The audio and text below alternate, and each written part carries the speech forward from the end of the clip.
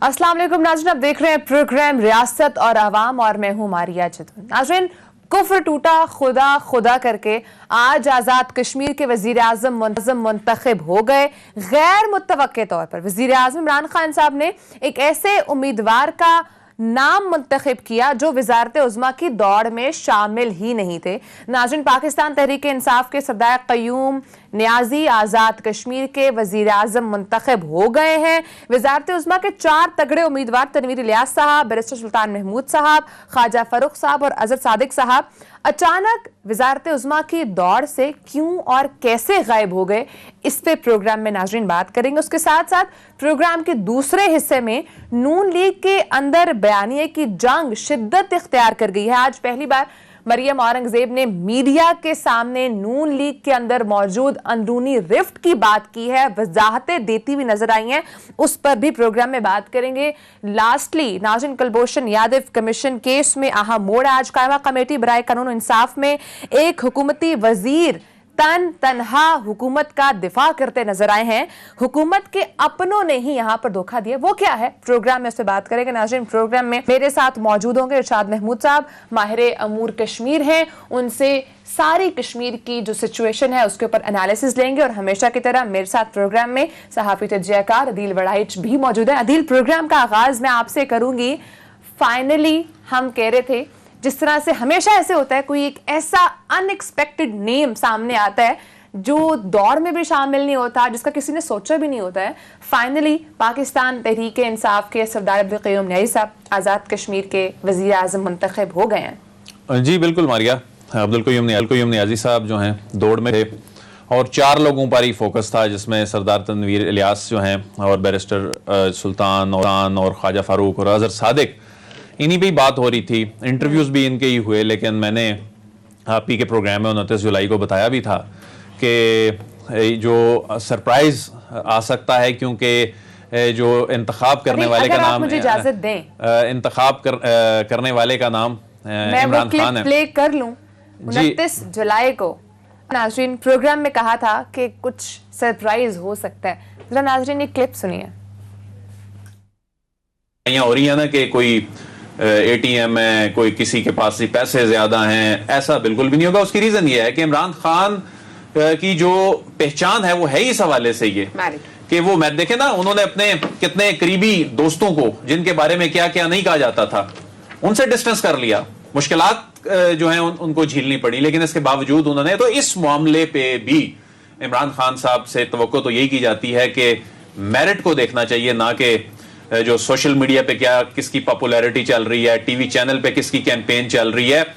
तो उम्मीद तो यही है कि जी मेरिट पे वो आएंगे। अदिल, मुझे लगता है आपको कहीं ना कहीं पहले से मालूम था। देखें आपने खुद भी लुकमा दिया बीच में उस वक्त कि मेरिट। अब बात यह है कि ये नहीं कि ये लोग बाकी मेरिट पे पूरा नहीं उतरते थे, लेकिन ये तमाम लोग अपनी अपनी लॉबिंग भी कर रहे थे, कैंपेन्स भी चला रहे थे, मीडिया पर, सोशल मीडिया पर कैंपेन्स चल रही थी। और एक दिन ऐसे लगता था कि एक साहब का माहौल बन गया जी, अब यही आ रहे हैं, दूसरे दिन लगता था कि दूसरे साहब का माहौल बन गया है। लेकिन एक ऐसा नाम सामने आया, अब तरह तरह की क्या सराइयां शुरू हो गई हैं।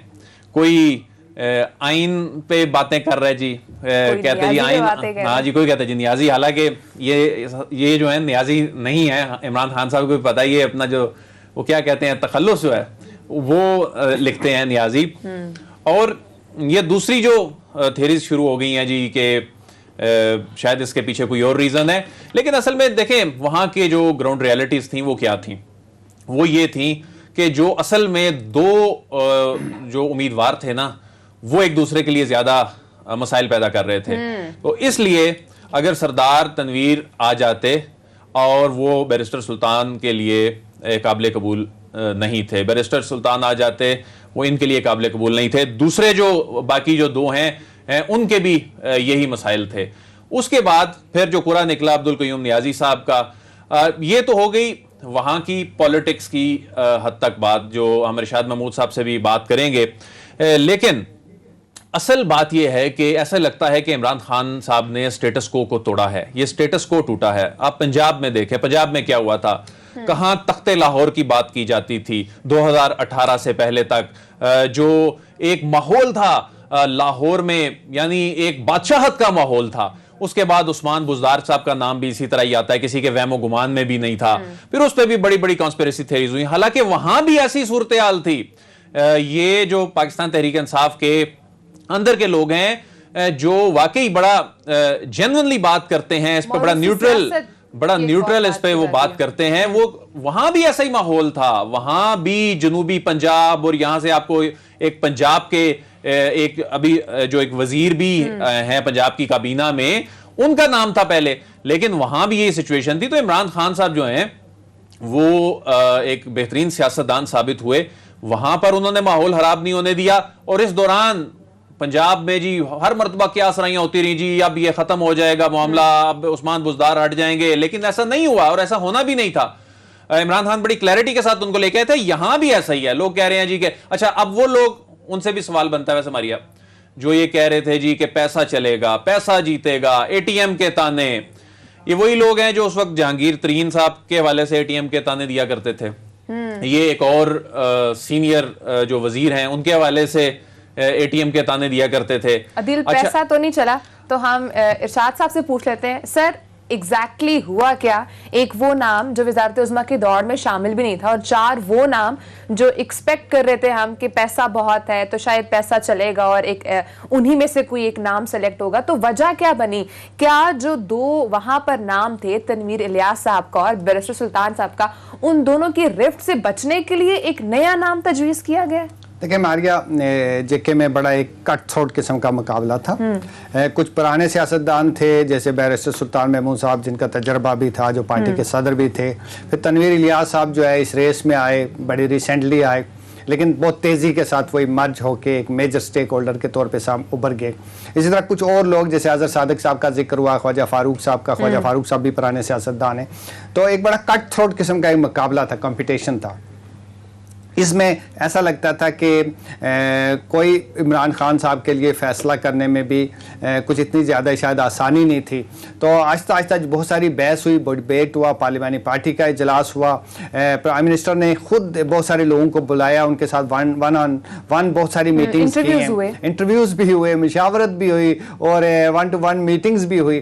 तो सब लोग जिस नुक्ते पे पहुँचे वो नुक्ता ये था कि इमरान खान जो तहरीक इंसाफ के सदर भी हैं, चेयरमैन भी हैं और प्राइम मिनिस्टर भी हैं, लोगों ने आज़ाद कश्मीर में वोट जो दिया है वो उनके नाम पे दिया था। आज़ाद कश्मीर में जो कैंपेन चली वो इमरान खान के नाम पे चली। और मैं आपको बताऊं, मैं खुद आज़ाद कश्मीर से हूँ, मैं खुद वहाँ इलेक्शन के दिन भी मौजूद था। बेशुमार लोग सऊदी अरब से, इंग्लैंड से, यूरोप से, अमेरिका से वहाँ आज़ाद कश्मीर में आए थे। महज इसलिए आए थे, वो किसी लोकल पार्टी या लीडर की वजह से नहीं आए थे। वो कहते थे जी हम इमरान खान के नज़रिए को, सोच को, शख्सियत को हम सपोर्ट करते हैं, इसलिए हम इतने दूर से लाखों डॉलर, हज़ारों डॉलर खर्च करके तो यहाँ आए। तो इस तरह से इमरान खान को ये यकीन था कि आज़ाद कश्मीर के लोगों ने उन पे एतमाद किया है, इस पार्टी को वो सामने ले आए हैं। तो मैं आखिरी बात ये कहना चाहता हूँ कि कय्यूम नियाज़ी जो हैं वो एक मोतदिल मिजाज सियासतदान हैं।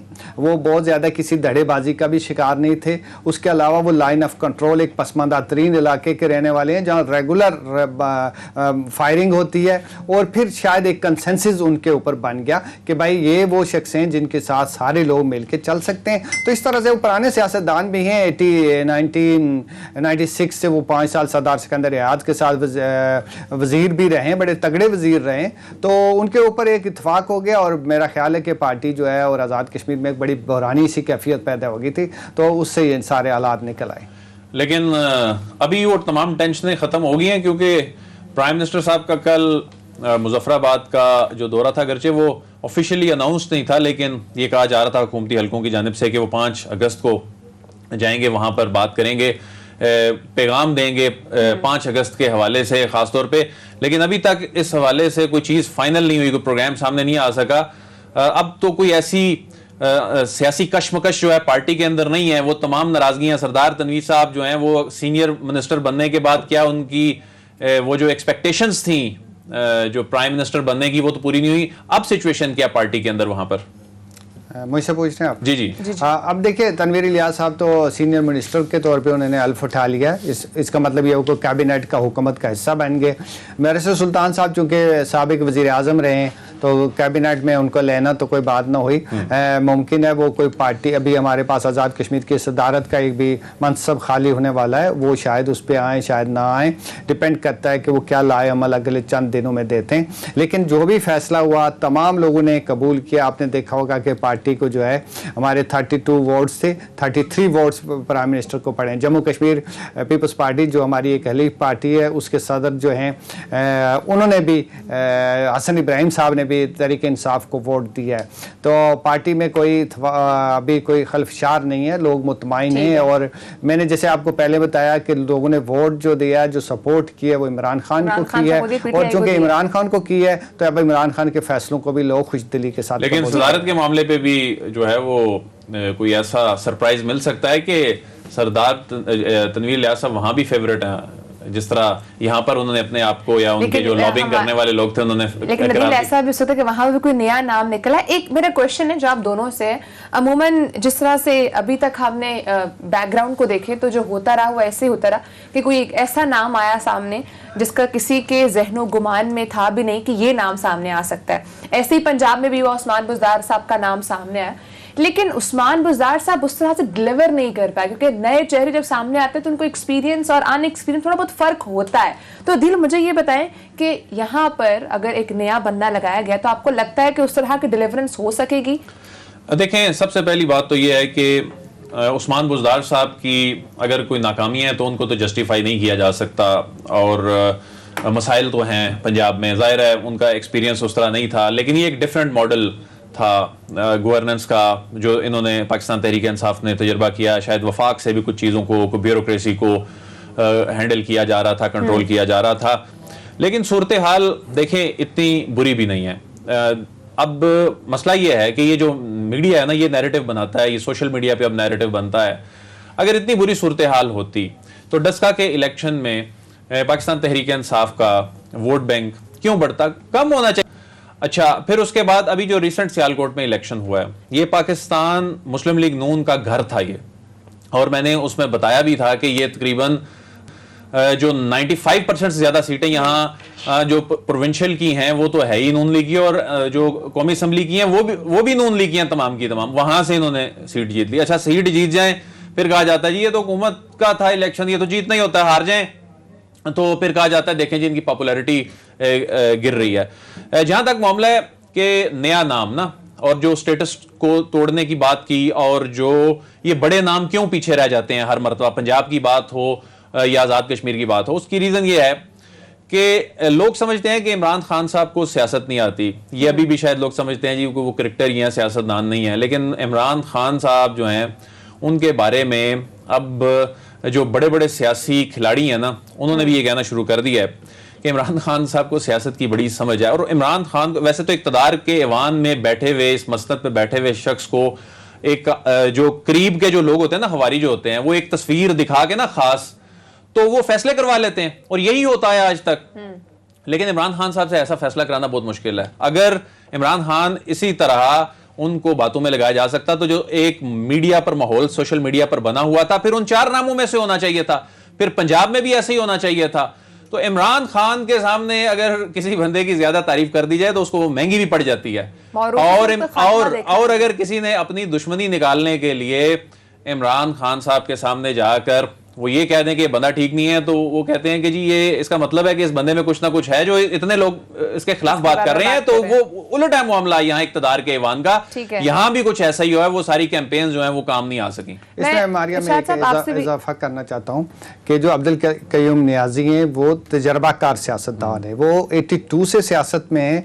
उन्होंने सियासत बड़ी ग्रास रूट से शुरू की है। वो वहाँ जो डिस्ट्रिक्ट काउंसिल थी उसके मेंबर रहे, उनके जो बड़े भाई हैं वो सियासत में रहे, वो मेंबर रहे। पूरा खानदान जो है ये बड़ा एक सियासी घराना है, इल्मी घराना है। तो मैं नहीं समझता कि वो बुज़दार साहब तो चले पंजाब में जो हुआ वो नए बंदे थे, लेकिन अब्दुल कयूम नियाजी जो है जैसे आप कह रही थी वो कोई नई शख्सियत नहीं है। इरशाद साहब चैलेंज क्या है वहां पर? ये तो अभी मरियम साहिबा वहां कैंपेन करती रही, उनके अपने चचा को ये कहना पड़ा कि आपने वहां कोई काम किए हैं तो अपनी अचीवमेंट्स वहां बताते। तो अब इनके लिए चैलेंज क्या है? आजाद कश्मीर का जो वजीर आजम होता है वहां के लिहाज से कितना पावरफुल होता है? देखिए चैलेंजेस आज़ाद कश्मीर में ना, जो सबसे बड़ा चैलेंज है वो बेरोज़गारी का चैलेंज है। 14% लोग बेरोज़गार हैं। ये मैं बहुत जगह कह चुका हूँ कि बेरोज़गारी जनूबी पंजाब और बलूचिस्तान से भी ज़्यादा है। तो आपको ना इन नौजवानों के लिए रोज़गार का कोई इंतज़ाम करना पड़ेगा। वहाँ जो है 4G इंटरनेट नहीं है, उसकी वजह से आजकल कोविड की वजह से पिछले 2 साल में हमारे बच्चों की तालीम का बहुत हर्ज हुआ है। तीसरी बात की इंफ्रास्ट्रक्चर के इशूज़ हैं। अभी आपने शायद गैलिब की रिपोर्ट देखी होगी, गैलिब पाकिस्तान की, उन्होंने आज़ाद कश्मीर का सर्वे किया। 49% लोगों ने कहा है कि जी आज़ाद कश्मीर में इंफ्रास्ट्रक्चर के बहुत सारे इश्यूज़ हैं।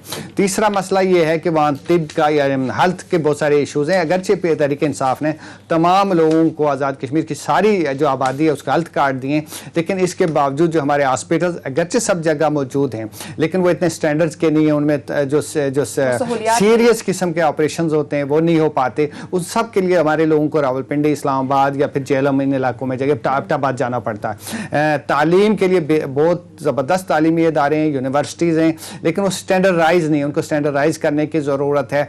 इस तरह के बहुत सारे छोटे छोटे मसलों के अलावा एक आखिरी मसला ये है कि हमारा MLA जो है, जो बहुत इंपॉर्टेंट है, वो अब एक्चुअली अपने हल्के का, कॉन्स्टिट्यूंसी का वज़ीर आज़म बन जाता है। नौकरियाँ हों, जॉब्स हों, वहाँ मनसूबे हों, सारा वो करता है। तो तहरीक इंसाफ ने वादा किया कि हम लोकल बॉडीज इलेक्शंस करवाएंगे आज़ाद कश्मीर में, ताकि डेवोल्यूशन ऑफ पावर हो। ब्रेक का टाइम है नाज़रीन, ब्रेक के बाद हम डिस्कस इसको भी कंटिन्यू करेंगे, लेकिन ब्रेक के बाद नाज़रीन बात करेंगे जो एक रिफ्ट की बात की जा रही थी नून लीग के अंदर है। पहले तो सिर्फ एक बात हो रही थी, लेकिन अब पार्टी की जानिब से इतनी ज्यादा वजाहतें आ रही हैं, बार बार क्लैरिटी दी जाती है कि नून और शीन अलग नहीं है। तो इस पे बात करेंगे कि आया ऐसा ही है या सिचुएशन कुछ और है। साथ ही रहेगा।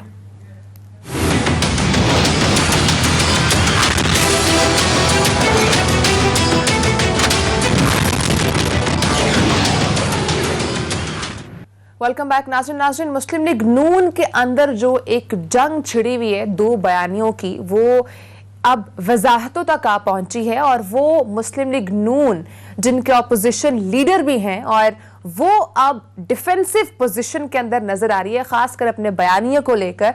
आज इस्लामाबाद प्रेस क्लब के अंदर मरियम औरंगजेब ने प्रेस कॉन्फ्रेंस की है। किस अंदाज में वो बात करती, जरा ये सुनिए। अदिल खुद सवाल कर रही है, क्यों शोर बरपा है? आखिर ऐसा कुछ होगा तो ही तो शोर मचा हुआ है। देखें, इसमें हैरान कुन जो बात है ना, वो तो ये है कि जो अपोजिशन जमात होती है वो अटैकिंग पोजीशन में होती है, उसने किसी चीज का हिसाब नहीं देना होता। ये तो चले नून लीग को अपने हुकूमत के अदवार के हिसाब देने पड़ रहे हैं ना, लेकिन हमेशा जो हुकूमत होती है वो ही डिफेंसिव पोजीशन पे होती है। लेकिन देखें कि पाकिस्तान की सियासत इस वक्त कितने दिलचस्प मोड़ पे खड़ी है कि अपोजिशन वजाहतें दे रही है, और कुछ इनकी अपनी गलतियां और कुछ हुकूमत की एक स्ट्रेटजी जो है, जो आगे जाकर भी हम सुनाएंगे कि उसका जो रिएक्शन नून लीग किस अंदाज में दे रही है। तो अब ये देखें कि मरियम औरंगजेब साहिबा जो प्रेस कॉन्फ्रेंस कर रही हैं, आज जब इन्होंने प्रेस कॉन्फ्रेंस की, तकरीबन 15 से 20 मिनट तक नेशनल प्रेस क्लब में होने वाली इस प्रेस कॉन्फ्रेंस में मरियम औरंगजेब साहिबा इस चीज की वजाहत देती रही कि एक बयानिया है पार्टी में। हालांकि अब यह वाजे हो गया, बल्कि आज ऑफिशियली पहली मर्तबा वाजे हो गया है कि जो मुस्लिम लीग नून है वो इस बयानिए की जंग की वजह से परेशान है। इससे पहले क्या होता था, खबरें चलवाई जाती थी एक दूसरे के खिलाफ, कोई इस तरह का कुछ सोशल मीडिया पे कोई ट्रेंड चलवा दिया जाता था, या जिस तरह आजाद कश्मीर इलेक्शन में पहले से तीसरे नंबर पर जब मुस्लिम लीग नून आई तो बाकायदा शहबाज शरीफ साहब के खिलाफ ट्रेंड चलवाए गए और यह कहा गया जी कि हम तो उधर मसरूफ थे आजाद कश्मीर में, जो यहां पंजाब की सीटें थी, जो यहां जम्मू वाली सीटें थी, उसकी हार जो है वो तो शहबाज शरीफ की जिम्मेदारी बनती है। ऐसा माहौल बनाया गया। अच्छा, शहबाज शरीफ साहब जो हैं वो तो वाकई जो इस एक तो उन्होंने किनारा कर लिया, बड़ी अक्लमंदी की उन्होंने, और फिर यहां पर जो सियालकोट में इलेक्शन हुआ उसके बाद असल में बड़ा जो धचका लगा है और शहबाज शरीफ साहब का जो रिएक्शन आया है, शहबाज शरीफ साहब ने अगरचे इस पे वजाहत दे दी है, लेकिन जो अंदरूनी इनके जो लोग हैं वो बताते हैं कि वाकई वो इस्तीफा देने का उन्होंने बड़े मियां साहब को कह दिया था। उसकी रीजन ये है कि अब पार्टी उस शहबाज शरीफ साहब अपनी पार्टी से इस्तीफा देने जा रहे थे, वो इसलिए दे रहे थे, वो कहते हैं कि एक तो आपने मुझे सिर्फ कागजों में सदर बनाया हुआ है, बात सुनी नहीं जाती, बयानिया जो है इस अंदाज में चलाया जा रहा है, लोगों के अंदर रिजेंटमेंट है और वो ये समझते हैं, अच्छा आज भी वो नैब के दोबारा रेडार पे आ गए हैं वो एक और केस में, तो वो ये समझते हैं कि ये मुश्किलात भी आपके बयानिए की वजह से हैं। ठीक है, तो उनके बयानिए ने देखे नून लीग को एक तरफ शहबाज शरीफ साहब की फ्रस्ट्रेशन कि वो इस्तीफा देने जा रहे, दूसरी तरफ आज मरियम औरंगजेब की फ्रस्ट्रेशन भी अच्छा काफी इधर मारिया ये भी बता दूं, अच्छा देखें, एक जानिब शहबाज शरीफ साहब जो हैं वो अपना एक इंटरव्यू देते हैं और उस इंटरव्यू में वो खुद वो जो वजातें वो जो देना चाहते हैं वो देते हैं और एक जो तासुर बन रहा होता है उसको वो डिस्पेल करने की कोशिश करते हैं और उसके कुछ देर बाद फिर मियां नवाज शरीफ को ट्वीट करने पड़ते हैं। यानी अब ये मामला यहां तक आ गया है कि अब बड़ी क़यादत को इस पर वजातें देनी पड़ रही हैं। और आज जो मरियम औरंगजेब साहबा की जो प्रेस कॉन्फ्रेंस है ये वाज़े अब इसने कर दिया कि ये दराड़ें भी हैं और इस दराड़ों पर वजातें अपोजिशन जमात दे रही है, ये अपोजिशन जमात डिफेंसिव पोजीशन पे आ गई है। और डिफेंसिव पोजीशन के साथ अदील फ्रस्ट्रेशन भी बहुत नजर आई। जरा किस दिलचस्प अंदाज में मरियम औरंगजेब आज प्रेस कॉन्फ्रेंस करी थी, ये भी देखें। अदील देखें, नून से शीन, ये शीन से मीम, ये निकली नहीं, लेकिन ये अब बातें होने लग पड़ी हैं पार्टी के अंदर ना। अच्छा, अब ये हुकूमत की जो स्ट्रेटेजी की पहले मैं बात कर रहा था ना, वो स्ट्रेटेजी क्या थी कि इन्होंने जो काबीना के इजलास के बाद होने वाली प्रेस ब्रीफिंग है उसमें इस चीज को डिस्कस किया। हालांकि काबीना की इजलास में तो होता है कि उसमें फैसले क्या लिए जाते हैं। अच्छा, फैसले उसमें लिए गए, फैसला क्या लिया कि जी हम इलेक्टेड लोगों से बात करेंगे, हम बघोड़ों से बात नहीं करेंगे, हम अनइलेक्टेड लोगों से बात नहीं करेंगे। ये बात जो है ये तीर की तरह जाकर लगी है।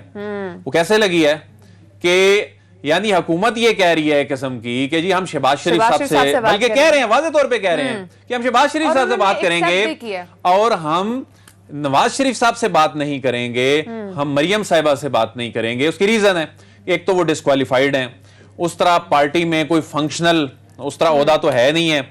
तो ये बात, इस बात ने जाकर बड़ी तकलीफ पहुंचाई है नून लीग को।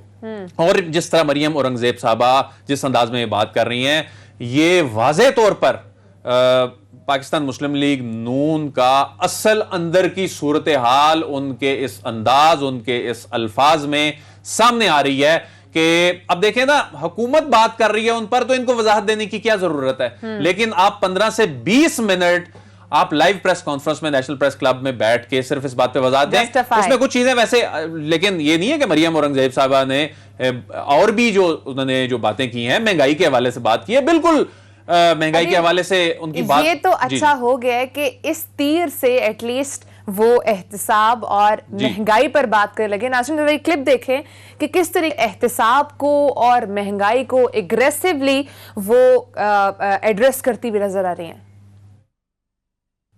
चलिए दिल, ये तो अच्छा हुआ है कि एटलीस्ट इनका फोकस पॉइंट बाजी से निकलकर अब असल इश्यूज पर आ गए। अच्छा एक और मामला भी उलट हुआ है ना। वैसे देखें, जिस तरह हम ये कह रहे थे ना कि अपोजिशन जो है वो डिफेंसिव पर है, वो अटैक की पोजीशन में होते हैं। अब इस मामले पर पहली मर्तबा एहतसाब पर भी बात होने लग पड़ी है। यानी अब जाहिर है हुकूमत जूं जूं दिन गुजरते जा रहे हैं तो हुकूमत के मंसूबे जाहिर है इन्होंने भी हिसाब देना है ना। तो इनकी वो जो LNG के हवाले से इनकी जो पॉलिसीज हैं, बिजली के हवाले से इनकी जो पॉलिसीज हैं, मईशत, अभी जो डॉलर है, ये डॉलर अभी पिछले जो चंद रोज में ये जो 6-7 रुपए ये तकरीबन इतना बढ़ गया है। तो अब इनका हिसाब, ये हिसाब इनको महंगाई पर, अवाम के इश्यूज पर पहले बात करनी चाहिए थी। चलें इसी बहाने, चूंकि उन्होंने अपनी वजाहत भी देनी थी, उन्होंने अवाम की बात भी इसी बहाने कर दी। ये बड़ी खुशाइन बात है, क्योंकि अपोजिशन का असल काम यही है कि हुकूमत को झंझोड़ना, उसको याद दिलाते रहना, अवामी इश्यूज पर मजबूर कर देना। कि देखें ना, जिस तरह अब सिंध में हुकूमत है, यहां पर वो अपोजिशन में है, लेकिन आपस में जो इनका कंपटीशन है वो बड़ा हेल्दी कंपटीशन है और एक दूसरे को सियासी तौर पे नीचा दिखाने के लिए भी इकदामात ऐसे किए जाते हैं कि हम जी उनसे बेहतर कर रहे हैं, तो अवाम का इसमें फायदा है। तो चलें, इन्होंने भी अपने पार्टी के बयानिए पर वजाहत देते देते शुक्र है अवाम की बात कर दी। नहीं तो चलें, हुकूमतें जो होती हैं वो कभी भी पॉपुलर नहीं हुआ करती, लेकिन ये चूंकि पीडीएम और तरह का नैरेटिव लेकर मैदान में उतरे थे, वो नैरेटिव तो हो गया, अब पीछे चला गया। बल्कि अब मौलाना भी परेशान है, मौलाना भी परेशान है कि अब पीडीएम का क्या मुस्तकबिल होगा।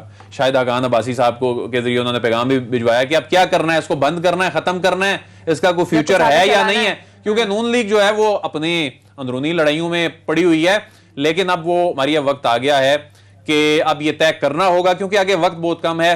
नून लीग के जो इलेक्टेबल्स हैं वो बड़े परेशान है कि इस बयानिए के साथ तो हम अपने लेकिन एक तरफ अदील जो नून लीग का स्टांस है कि हमें विक्टिमाइज किया जाता है, इस पर आप क्या कहेंगे कि अगर एक तरफ ये इल्जाम लग रहा हो तो फिर एग्रेसिव या डिफेंसिव पोजीशन में आना तो बनता है? देखें, ये तो वैसे हर हुकूमत पर ये इल्ज़ाम लगता है और हर अपोजिशन ये इल्ज़ाम लगाती है, लेकिन चूंकि आपके प्रोग्राम में अदालती मामलात इतने कवर होते हैं, अब इन अदालती मामलात को कवर करते हुए कभी आपके नज़र से कोई चीज़ या समाज से कोई चीज़ गुजरी हो कि कोई मनी ट्रेल आ गई है, कोई हिसाब आ गया है, कोई लंदन फ्लैटों के हवाले से उन्होंने बता दिया है, कोई शहबाज शरीफ साहब ने 25 अरब रुपए वाले केस में कह दिया है जी आप ठहरें, आते हैं अगली समात में आकर बताते हैं कि ये जो बिल्कुल झूठा केस है।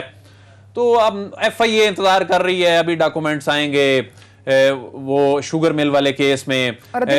एहतसाब अदालत में नैब को कहा जाता है ठीक है जी आप साबित करें टेक्निकल बुनियादों पर, केस मेरिट पर अभी तक उनकी अपनी अपीलों को वो परस्यू नहीं कर रहे। अपनी अपीलों को जब वो खुद परस्यू नहीं कर रहे, अदालतों में जाके खुद बाहर चले गए, तो उसके बाद फिर ये कहना कि विक्टिमाइजेशन है, हिसाब तो देना पड़ेगा। आज देखें, आज मरियम औरंगजेब साहब जो आपने ये शॉर्ट भी चलाया है, आज जो हिसाब मांग रही हैं, ठीक है इन्होंने जाके इनको मांगना भी चाहिए साहब, और इनको देना भी पड़ेगा पाकिस्तान तहरीक इंसाफ को ये हिसाब, लेकिन पहले अपना हिसाब भी तो देना पड़ेगा ना। ऐसे तो नहीं हो सकता आप बोले हम हमारे साथ पॉलिटिकल विक्टिमाइजेशन हो रही है, आप हुकूमत में है तो आप अभी से हिसाब दें, जाहिर है इन्होंने भी हिसाब देना। Adeel, across the board accountability होती है और उसी को ही आगे प्रिवेल भी करना चाहिए। नाज़रीन, ब्रेक का टाइम हुआ है, ब्रेक के बाद कुलभूषण यादव केस में कहां मोड़ आया, वो कौन से वजीर हैं जो हुकूमत का तनहा दिफा करते नजर आए हैं और अपनों ने ही, अपने हुकूमती रवैये ने ही उनको मुश्किल में डाल दिया है, ये स्टोरी आपसे शेयर करेंगे, साथ ही रहिएगा।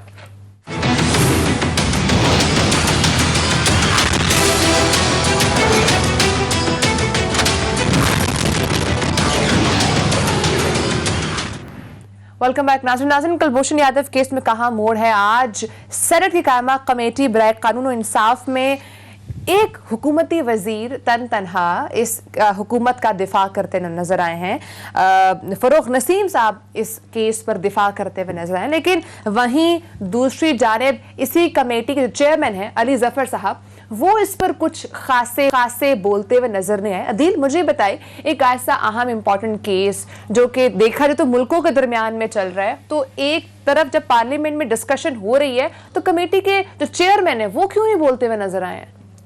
देखिए, आज जो सेनेट की कायमा कमेटी बराए कानून और इंसाफ का इजलास हुआ है, इसमें एक बिल जो कि कौमी असम्बली से मंजूर होने के बाद जब सेनेट में आया तो सेनेट में एक मुतलका कमेटी को वो भिजवाया गया ताकि कमेटी उसको मंजूर करके ईवान में भेजे और ईवान उसकी मंजूरी दे और इस पर एक्ट बने, क्योंकि इससे पहले कुलभूषण यादव से मुतल्लिक ऑर्डिनेंस आया था, फिर उसमें गालिबन एक्सटेंशन भी हुई थी। अब इस सारे मामले में सियासत होने लग पड़ी है, जिस तरह हर जो कौमी अहमियत के, कौमी मफाद के मामले पे सियासत होती है, इस मामले पे भी सियासत होने लग पड़ी है, और जो बहुत अफसोसनाक है। लेकिन हैरानकुन बात यह है, जहां हुकूमत ईवान में खड़े होके इस मामले पे ये वजाहत देती है कि ये कानून क्यों लाया जा रहा है, वहीं कमेटी के जो सरबराह हैं अली जफर साहब हैं, वो उन्होंने आज तनहा छोड़ दिया फरोग नसीम साहब को। फरोग नसीम साहब जिनके सामने भारी भरकम सेनेटर्स जो सियासी कद काठ वाले, जिसमें फारूक अशनाइक, रजा रबानी, आजम नजीर, तारड़, और जो ये वो लोग हैं जो कानूनी मामलात के भी माहिर हैं, लेकिन उनके सवालों के जवाब दिए, लेकिन ये बिल पेंडिंग में चला गया। ये बहुत ही नुकसानदेह है। अगर ये मामला जो है, इंटरनेशनल कोर्ट ऑफ जस्टिस ने क्या कहा था, इंटरनेशनल कोर्ट ऑफ जस्टिस ने ये 2019 में जुलाई में फैसला सुनाया था। एक तो पाकिस्तान को ये फतह हुई थी ना इसमें कि उन्होंने कहा कि कुलभूषण को छोड़ दिया जाए, नहीं छोड़ा।